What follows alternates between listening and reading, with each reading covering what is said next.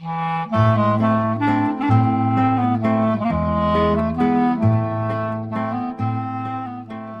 to Couples Therapy in 7 Words. I am your co-host Judy Alexander, and I'm here with my husband, Dr. Bruce Chalmer. Well, hello, Judy, and hello, viewers and listeners. Our topic for today is... I can't stand my husband's family. What do I do about Thanksgiving? Whoa! And I suppose we should indicate because we never know when people are going to view these things. They sit on the internet for, who knows when you're watching this, but we are taping this on the day before Thanksgiving in the year 2021. And this was generated by a listener question. So we will get to that in a little while. But we're just guessing, this is a pressing concern. And look, not just about Thanksgiving. Right, a lot of holidays are coming up. Hanukkah follows quickly this year, and Christmas next month, and Kwanzaa, and the whole bit. So lots there's of holidays lots of holidays, as always, in December, and lots of holidays throughout the year, and depending just on what you gatherings, celebrate. because the week of Christmas is off, so Yeah. people get together.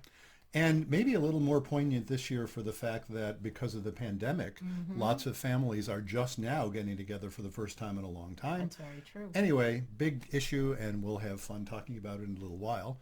Before we do that, first of all, we would like to invite you to let other folks know about our podcast. Please give us ratings. We love 5-star ratings. Subscribe to us wherever you get your podcasts. And just tell your friends about Couples Therapy in 7 Words. We're hearing more and more from folks from all over the place. I mean, we're getting, inquiries from people who would like to be on the show, which let me put in a word for that as well. If you'd like to be on the show or like to suggest folks to be on the show, please go ahead and let us know. You can write to us by emailing Bruce at brucechalmer.com. That's your cue. Exactly. A little slow on the take here. I've got a cold, so...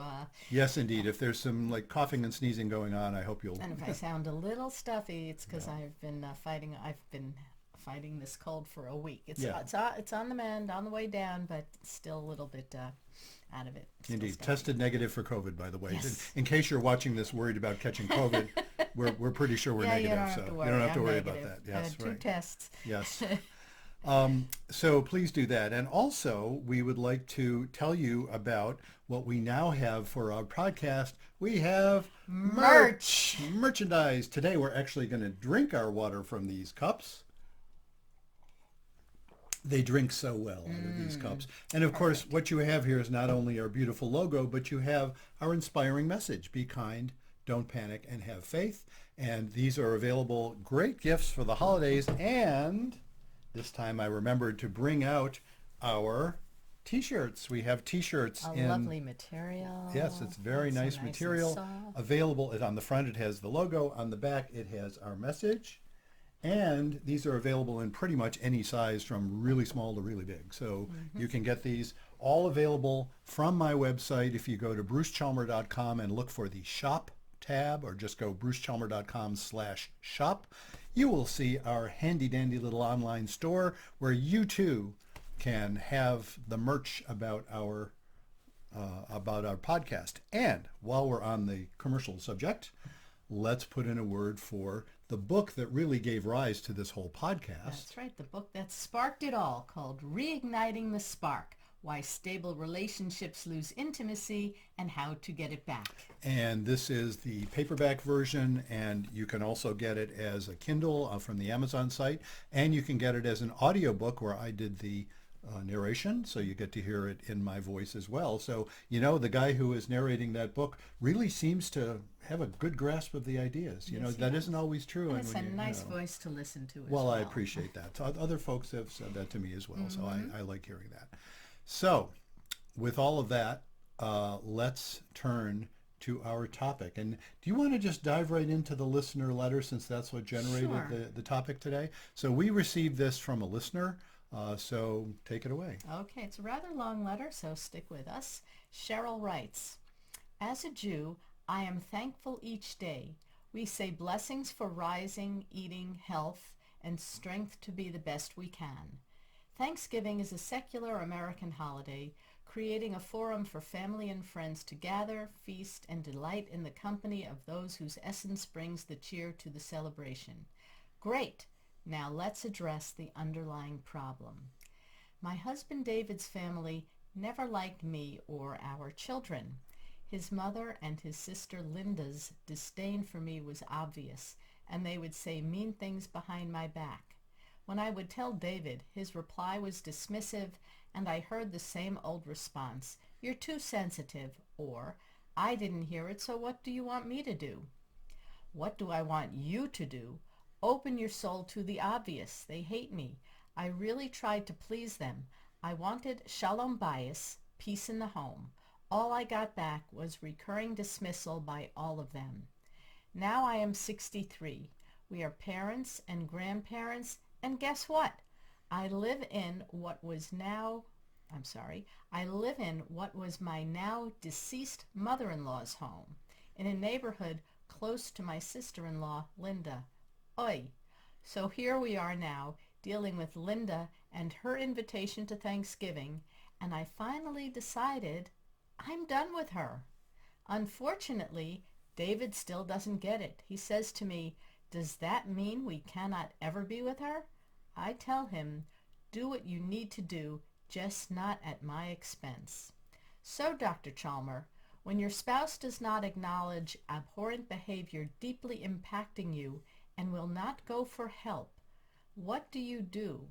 How do you save yourself without losing a 40-year marriage? Wow. Oh, there's a lot going on here. There is a lot going on here. And of course, I want to say first, you know, we like anybody who asks questions, you know, any letters that come in. The ones that we tend to go for are the ones where I see this all the time in my practice. Do you know what I mean? It's like, this isn't like, well, that's a bizarre situation I've never heard of. Right. Au contraire. Right. I get this a lot. I want to put in a little plug for the interview we did, I think a year ago or so, with Carl Pillemer. Yeah, Carl Pillemer. If you want to check out the podcast we did, I should have looked up and see what number so you can find it easily. But it was about a year ago. We did a podcast with Carl Pillemer, who is a sociologist at Cornell, and he wrote a book called Fault Lines, which talk about family estrangement. It talks about specifically this subject. And you know, well, can I say a little more about that? Yeah, I think, sure, go ahead. Because while I'm on that, I'm realizing it's really germane to this. It's interesting what he wrote. A bunch of things interesting. Hey, read the book or at least listen to the podcast, folks.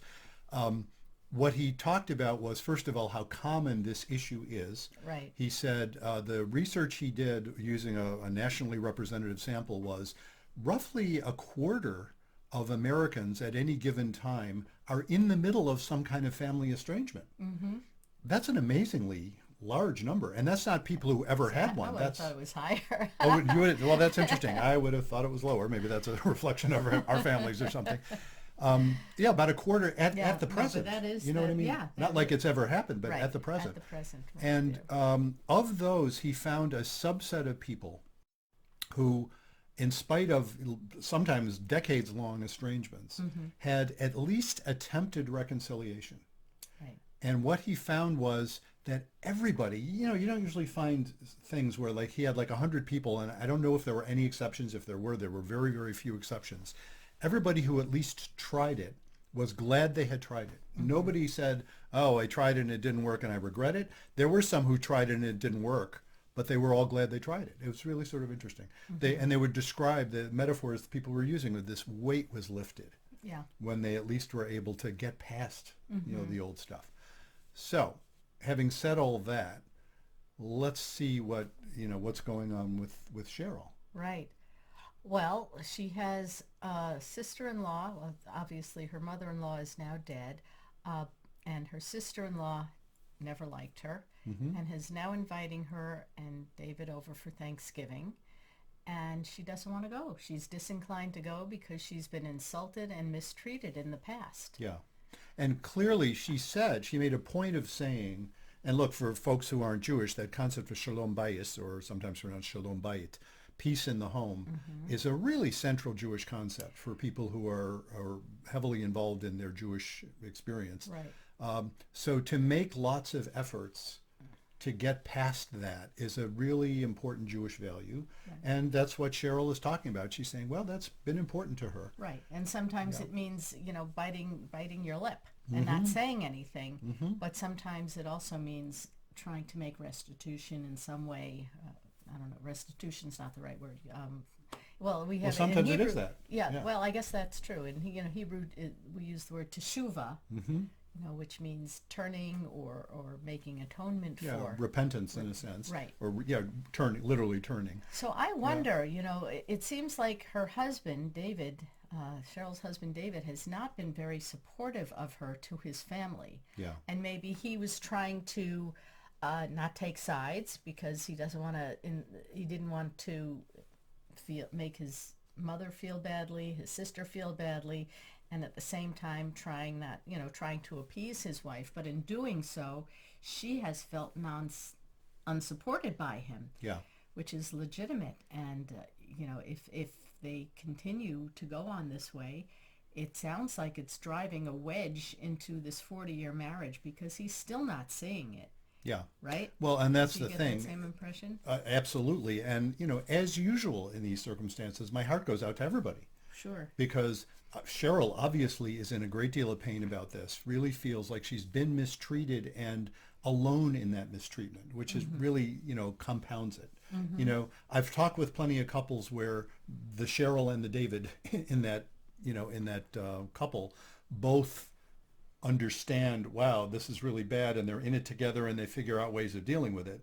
But it's really hard to be the person in Cheryl's position who just feels like, my husband doesn't get it. He's the one person I need to get it. Right, and he's being dismissive of Absolutely. it. Yeah.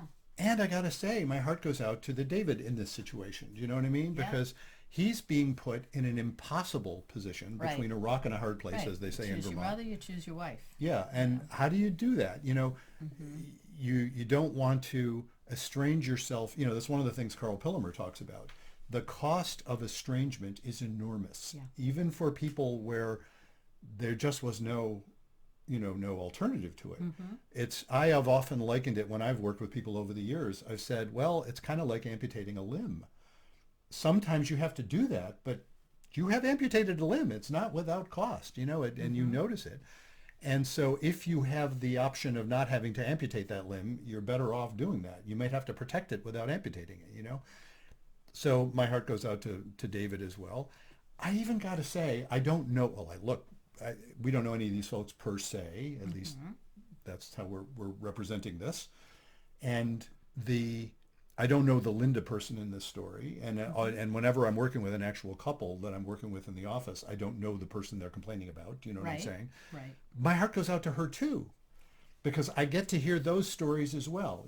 I hear the stories from the Linda in the story who's saying, I don't know what the problem is with my sister-in-law. Right. She seems to be so offended by everything I do, and I don't know why. Right.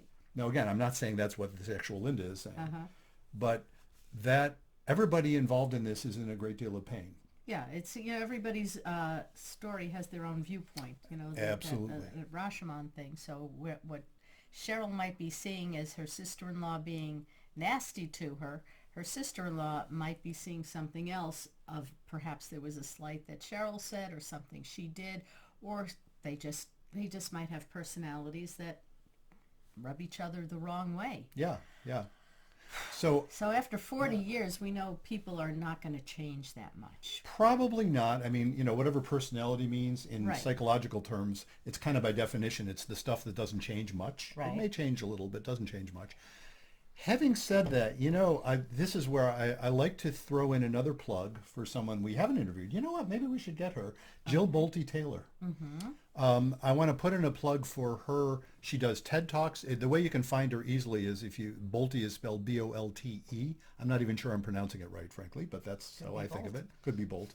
But whatever it is, that's how it's spelled. And so you can easily find her TED Talks and the amazing book she wrote that I just reread a few years ago, having read not long after it came out, which I always guess wrong about how long that is. If I think it's 10 years, it's probably 20, but it's been a while. but her book was called My Stroke of Insight. Oh, yeah, yeah. Right. She is a neuroscientist. Who better than a neuroscientist to write about her own experience of a massive left hemisphere hemorrhagic stroke, which wiped out her left hemisphere for years. Now, of course, left hemisphere is where most of the verbal functions are. Right. She obviously got it back to the extent that she could write a book and give brilliant TED Talks. So she got it back. I think I forgot how long she said it. It took her 8 or 9 years, some number like that, before she really felt like, okay, I've got it back. But amazingly articulate about it. And the part that comes to my mind when I think about this issue is what she described as her experience of getting her left hemisphere back. Now, I have to put in apologies in advance because I may be not getting this exactly right in the book, so I'm not going to put this in her terms, but this is what I took from her book, right? What was so interesting, as I recall, was she said things that used to annoy her. Different things annoyed her when she only had her right hemisphere. There were things that annoyed her, but it wasn't the same stuff. And she realized as she started to get her left hemisphere functions back that she got her old ways, her old left hemisphere ways of being annoyed back. And what she noted was how optional it was. This is the part that I find so fascinating. She said, you know, it's interesting, when something triggers you as a danger, your amygdala gets going, you know, the part of the midbrain that is sort of it's often referred to as the smoke alarm of the brain. You know, it's like, uh-oh, something's wrong. You know, high alert, maybe panic, you know. She said that's only going to last for some number like 90 seconds, you know, a minute and a half or so.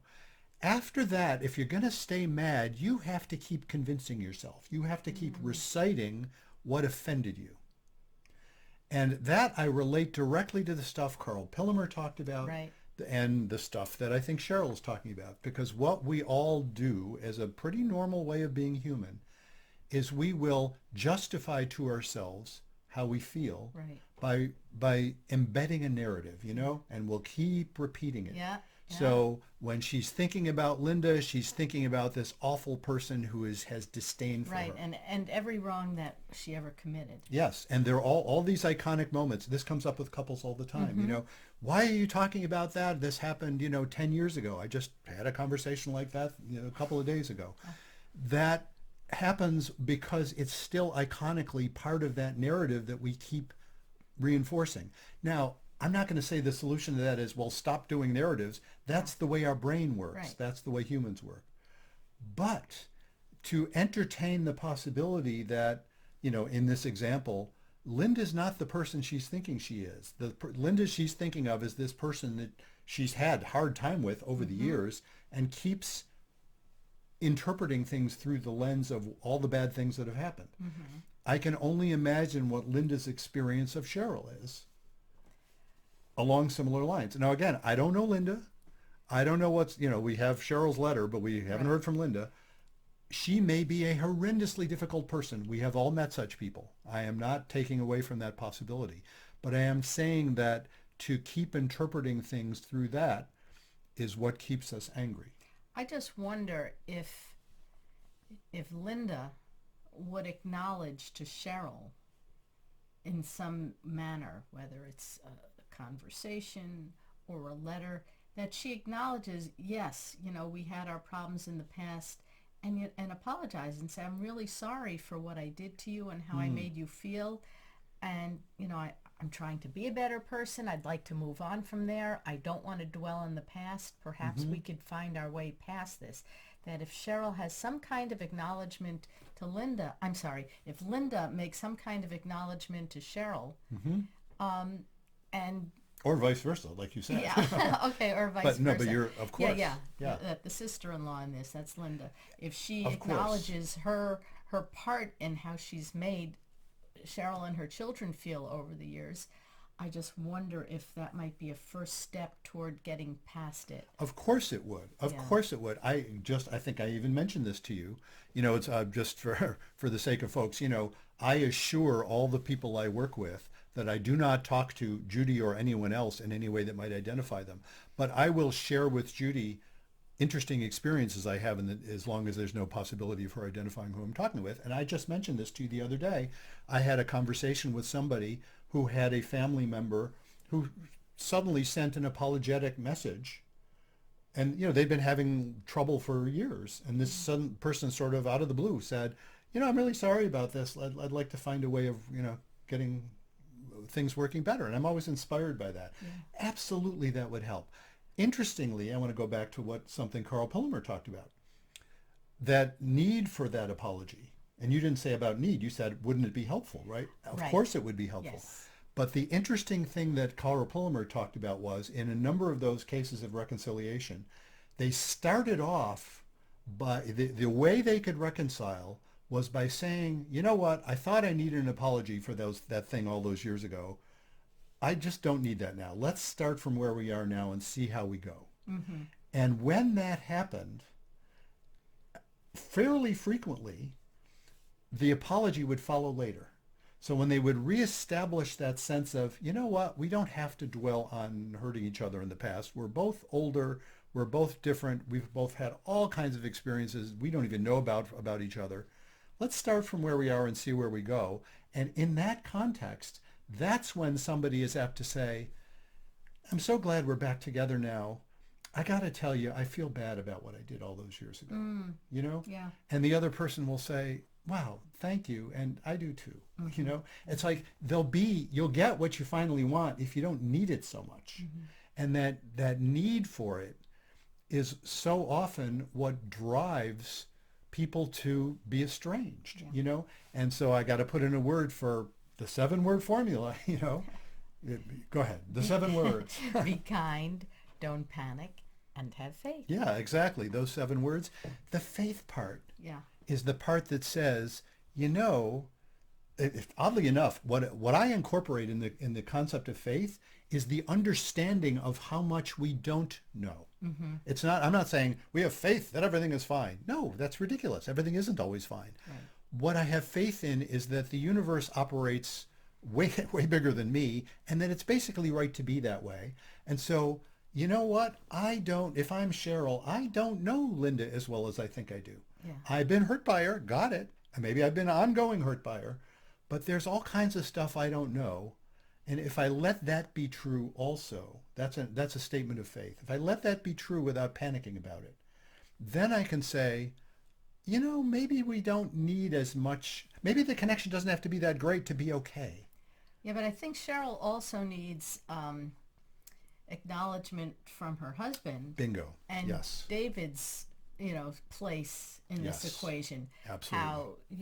How he has not been supporting her. Right on. Yeah. And look, as a couples therapist, that's where I go first. Yeah. That's like, okay, so the problem here, yes, you got problems with Linda, but the thing that is not for me to judge, but sounds like the most pressing thing, certainly for people who are in my office Right. doing couples therapy, is this is causing problems between the couple. Right. Again, I see this any given week. I'm apt to see this a couple of times.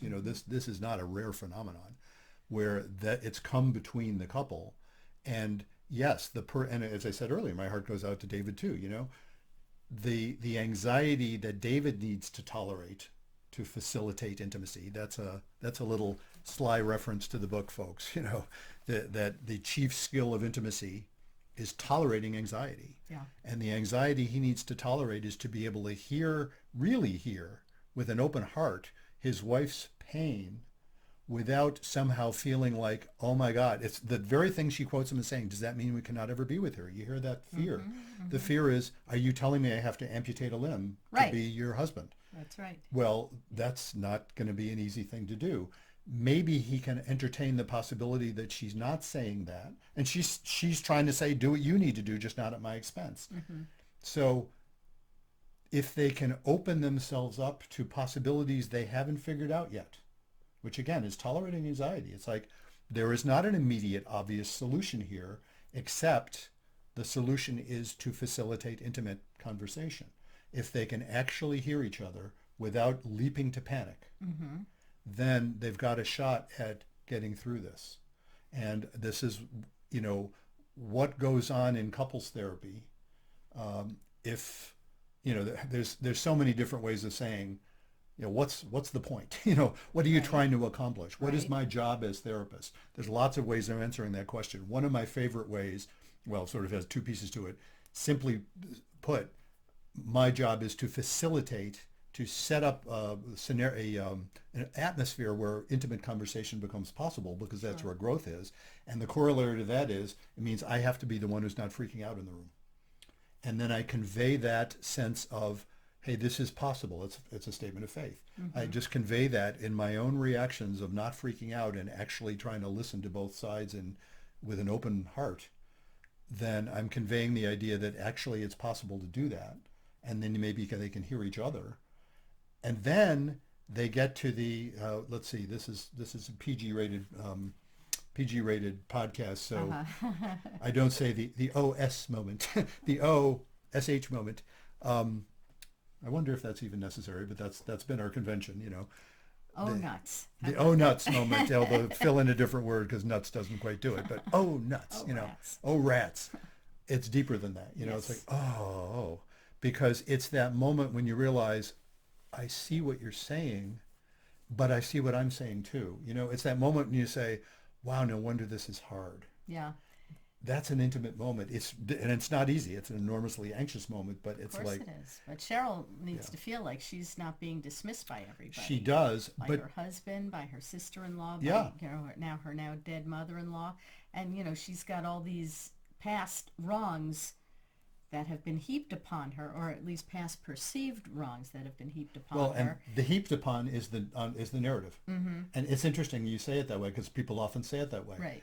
And what people tell, as the narrative shifts over time, you know, as they start to feel heard and also hearing, because it's not only that she needs to feel heard, she also needs to hear David. Right. He clearly needs to hear her, Yeah. but he also needs to be heard himself, you know, and that's Yes. probably true of Linda on some level as well, but especially between the two of them. Well, David sounds like his modus operandi has been to absent himself from the strife so he Right. doesn't get caught in the middle. Yeah, and leaping to a gender stereotype as a guy, I'm saying, oh yeah, typical guy, just wish it away. Right. Just deny it, you Right. know, and that seems to piss off women. I can too, Oh, yes. for some odd yes, reason. we love Yeah. hearing, oh, you're too sensitive. Yeah, that really helps, doesn't it? Yeah. Or I'm sure she didn't say that. Or I'm Yeah. sure you're wrong. I'm sure you're taking this out of context. And, Exactly. you know, that, But I just want to say, to sort Yeah. of complete the thought from before, when the narrative shifts, then it isn't piled on anymore. Then it's like, well, there were all these episodes of a lot of pain, and they kept reinforcing each other. But you start to see how the episodes of pain are built on each other. Yeah. And when you start to recognize them as, you know, you start to see that narrative building for what it is. It's like, oh, no wonder we're always, this is always so painful, because it's been so painful. If you have a conversation or two you get to that oh nuts moment, feeling like, oh, I see why it's so painful. I'm not yelling at you anymore, and I'm not hearing you yelling at me.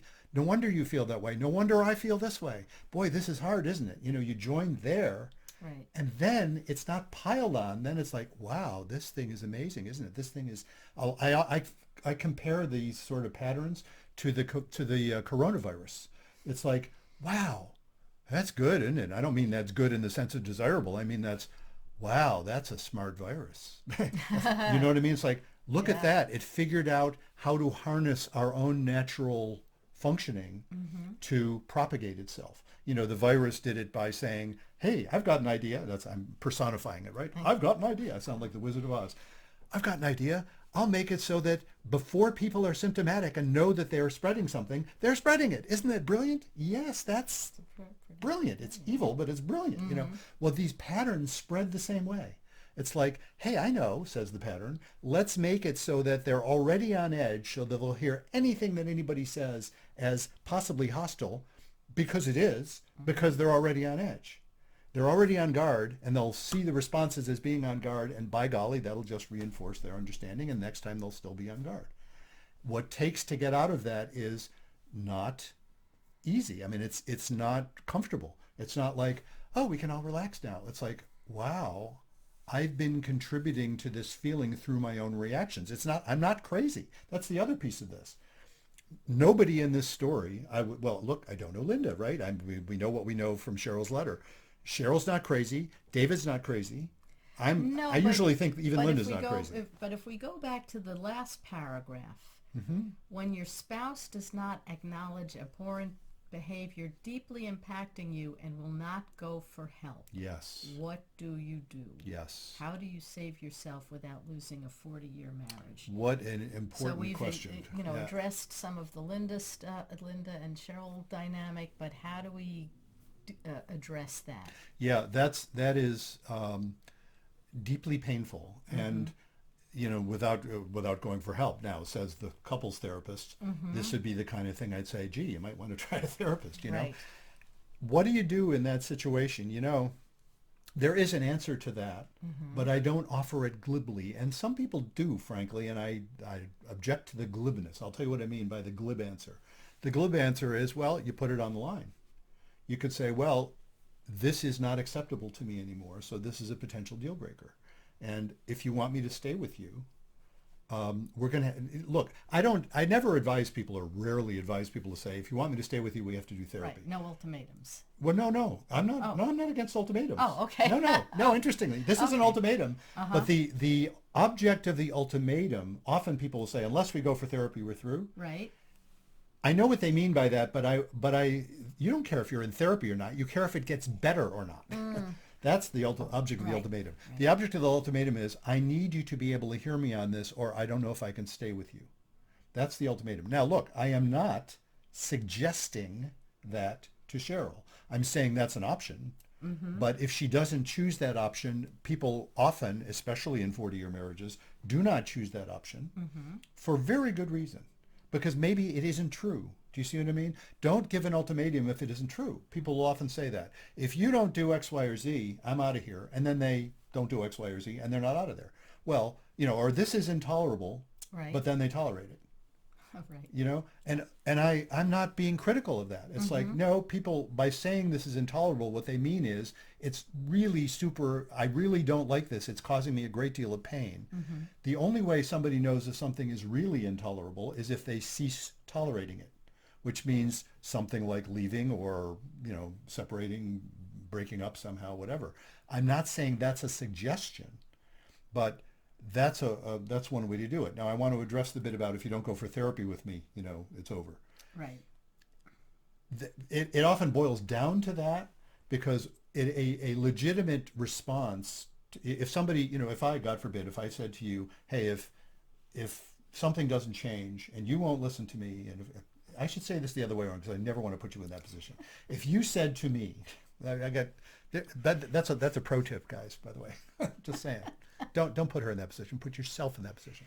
If you said to me, you're doing X, Y, or Z, or failing to do X, Y, or Z, and if this doesn't change, I've had it. I can't deal with this anymore. And then said, I might then say, if I weren't a couples therapist, I might then, even if I were, frankly, I might then say, well, what do you want me to do about it? I shouldn't be so nasty, but that's what I might say, right? And you might then say, well, look, for starters, we should go see a therapist. Right. And if you won't do that, then I don't know what we're going to do. You know what I'm saying? But don't make the point going to therapy, because going to therapy doesn't solve anything if the person thinks, well, I've gone to therapy, what more do you want? Right. Therapy is simply a tool. Right. It's not the only possible tool. It's not the only way of accomplishing a change. But in terms of the question that Cheryl asked, when your spouse does not acknowledge abhorrent behavior deeply impacting you and will not go for help, what do you do? Well, she needs him to be able to talk about this in a way that isn't dismissive of her concern. And yeah, I'd be saying, therapist that I am, I'm saying, well, if you're having a hard time doing that with each other, this would be a good indication for therapy. And indeed, what often will drive, and usually a guy, not always, I've seen it the other way around, but this is a real common gendered thing this way. We men tend to resist therapy, like we resist asking for directions. It's the same thing. Right. So what often will get a guy to go is when he feels like, wow, she really means this, I'm risking the marriage and I don't want to lose her. I don't want to lose the marriage. Then he'll often go. So if that's what it boils down to, I suppose it does, it is something of an ultimatum. I don't sense from Cheryl's letter that she wants to give an ultimatum. I don't either. My sense is she wants to not have to give an ultimatum, but she still is in a great deal of pain. Right? Yeah. She's frustrated. I think she's reached the end of her rope here. Now, here's the sudden thought. And Okay. see, I'll bounce this off you, see what you think. One thing, if you put yourself in David's position for a moment, if he thinks, well, no good is coming of this. I don't know. I can't see anything here that doesn't involve my either having to cut off my family or, for him, it seems like it just feels awful to only go to his family without her. That feels like cutting off his marriage to be in his family. So if he has no sense that anything could possibly change, it's going to be much more difficult for him to entertain the possibility of putting himself through therapy or even conversations. But if what she said is, if what she could offer him is something like, I know how difficult this is for you.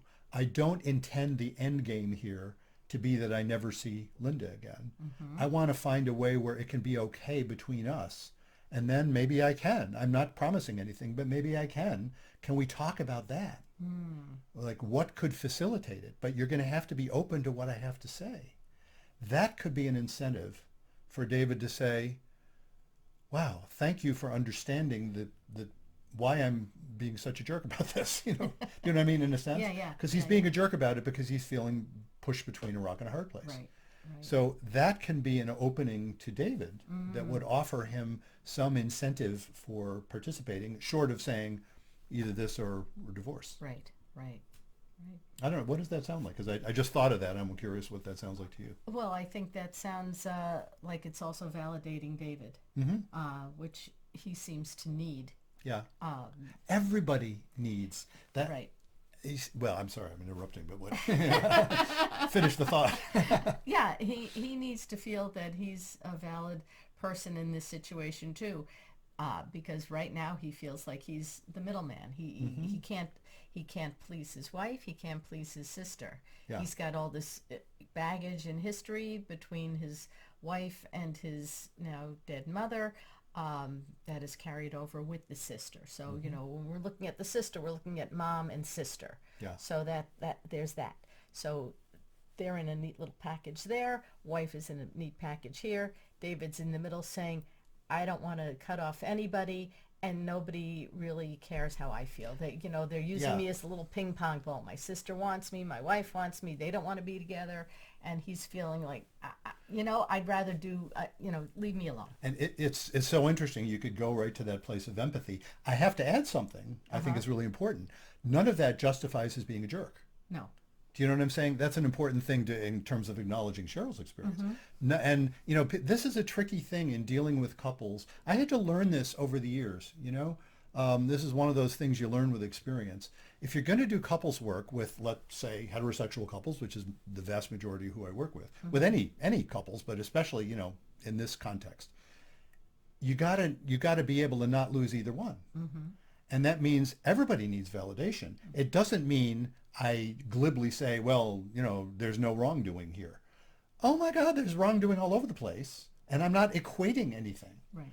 I'm just observing that if you don't offer someone some sense of, I'm not trying to say you're not a valid person, but I need you to hear me here. This is true in larger, the whole concept of privilege. This comes up, folks listening to this probably or perhaps are familiar with that concept discussed in a lot of different areas, in the area of racism, in the area of sexism, that notion that there are people who are in privilege with respect to certain issues and certain other people. Certainly with respect to men and women, there's all these ways that it of course has taken women to point out that men are in privilege, and the privilege consists of simply not knowing. Of the privileges you don't know. This is, the analog in race is, white people don't have to know what it's like to go into a store and be suspected. Or, in all sorts of other contexts. That's, for white people, if you read Peggy McIntosh's classic article, The Invisible Knapsack, written 20 or 30 years ago, that explains a lot of that stuff. That comes up here too. And yet, if you want somebody to be able to hear you, in a couple's context especially, simply writing them off as, well, you have no standing to say, to feel anything here. This is happening on college campuses a lot. Right. With identity politics. Well, you don't get to have any feelings about this because you're not the right identity here. And, that results sometimes in some absurd situations where people people, privileged kids on college campuses telling white guys that they just see as white guys who actually grew up poor and abused, that they don't understand, what privilege means, Right. when they're the ones who are, privileged kids at Yale or whatever. Enough said on that. But the point being, everybody needs to feel some sense that they are valid humans. That's another statement of faith. We are all right to exist. And if you don't think that, then don't try to be in a relationship. And so indeed, and look, I sense that in Cheryl's dilemma. And it is so often the thing I hear from women in this particular situation, where the woman is feeling utterly unheard, Right. utterly unrespected, for all kinds of good reason, if you look at it. The guy's being a jerk. I'm not justifying his being a jerk, but often the woman is also saying, I don't think he's a bad person. Right. That's why I want to stay in the marriage, Right. And the guy often takes a lot of convincing on that point, because all he's hearing is that he's a horrible person. So it's a tricky thing. Yeah. So I guess as we approach the holidays, and if you have, let's say, a beef with a family member, maybe there's some kind of resolution you can come to so that you can get your families in the same room, whether it means trying to address an old wrong or acknowledging your past in an old wrong and saying, I know this happened. What can we do now? Yeah, or even, like Carl Pillimer is saying, or even resolving for yourself, and maybe even offering this to the other. You know what? Let's not try and resolve that old thing now. Right. It's there. We both have our feelings about it. Let's see where we're at now. And then sometimes that turns into the very thing that you're looking for, which is that sense of, okay, I'm really sorry. Or, you get the apology you've been waiting for all this time. And sometimes that's okay. And sometimes it's not. And that's why that's why it's not a slam dunk. You know what I mean? And that's why the holidays are not easy for a lot of families, because there's so much of this. So yes, Carl Pillimer, the book is Fault Lines. we get no commission for that, by the way. We don't get a commission. We just happen to think he had a lot of really fine and valid things to say. Yeah, and you point out that's why the holidays are so, another aspect of the holiday season, especially as practiced in America, and I'm thinking especially the Christian holiday season, because, look, Hanukkah's a biggie, but Hanukkah is not the big family gathering thing, Right. The way Christmas and Thanksgiving, which a lot of Jews participate in as well, and Christmas is for Christian families. So the point is, especially Christmas, it's true, it is decreed by the whole culture to be this day of joy and happiness and love. And, there's a lot of churches. I may have mentioned this on a podcast last year. I don't remember. There's a lot of churches now that I've noticed who are sponsoring what they call the Blue Christmas service, which is a service usually before Christmas, a week or two or whatever before Christmas, for people for whom Christmas is not at all joyous. Right. It's very just painful. They've been abused, they've been estranged, they've been hurt, and recognizing that and saying, it's not this wonderful. Right. It's not the Norman Rockwell vision that everybody seems to think that the holidays are. Yeah, precisely. Yeah. So, gee, Cheryl, I hope that's helpful to you. Hope it's helpful to all the folks who are watching and listening to this as well. And let's segue into inviting folks to let us know if they have questions. Right. So again, thank you, Cheryl, for writing us. So if you have any questions that you would like us to address on the show, email us, bruce@brucechalmer.com, or visit brucechalmer.com. And when you visit brucechalmer.com, if you navigate to the podcast tab, you will note that's where you can get all of our back episodes, and also where you can sign up for a time to be interviewed if you want to, take it to that extent, or just drop us a line and let us know you'd like to be interviewed or suggest someone else. We would also like to reiterate what we said earlier about inviting you to let other folks know about the podcast. That is, the word seems to be getting around. We're hearing from places all over the country, actually all over the world in some cases. That's true. And so we think we're just having fun doing this, and so it's just fun for us that that's happening. So please do your part to spread the word. That would be rate us, review us. if you could engage with our posts on social media, even just to like it, spreads the word, because the algorithms that Facebook uses, for example, Right. do And share our posts. and share our posts. Let people know about it. We would really appreciate that. And just want to point out, with the holidays coming up, this makes a really nice gift. It absolutely does, And for those who are listening, I'm holding up Reigniting the Spark, Why Stable Relationships Lose Intimacy and How to Get It Back. It does make a nice gift. I will tell you, it's interesting, because I was thinking that very thing. I'm thinking, well, here we are, holiday podcast, makes a great gift. It does make a great gift. I will, oddly enough, I will give a little counterpoint, which is to say, I can understand why some people might think that gift is a little loaded.